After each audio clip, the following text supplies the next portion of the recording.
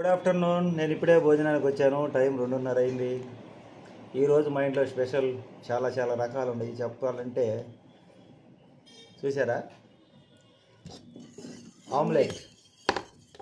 Omelette అంటే అందరికి ఇష్టం కదా. పప్పుచారు ఉప్పు చేప అంటారు కదా, మేము పప్పుచారు ఆమ్లెట్ వేసుకుంటాం. అంటే ఇక్కడ కుదరదు కదా, చిన్నతనంలో దీనే ఉన్నమాట.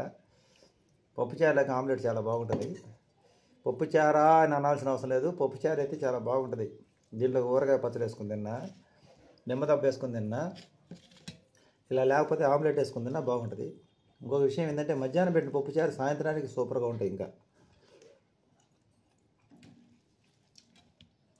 ఆమ్లెట్, నిమ్మకాయ పచ్చడి కూడా సూపర్గా ఉంటుందండి పప్పుచారులో. ఒక నిమ్మదబ్బ వేసుకుంటే ఇంకా బాగుంటుంది. ఇది ఏంది పన్ను ఉంటుంది, అది పడదులే, రేపు పొద్దున పడి అది.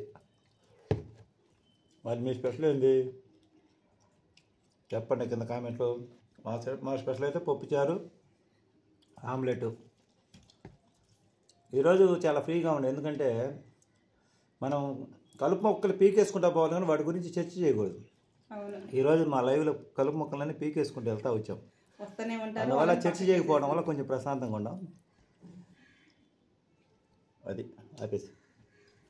Thank you all my friends, brothers and sisters and children's.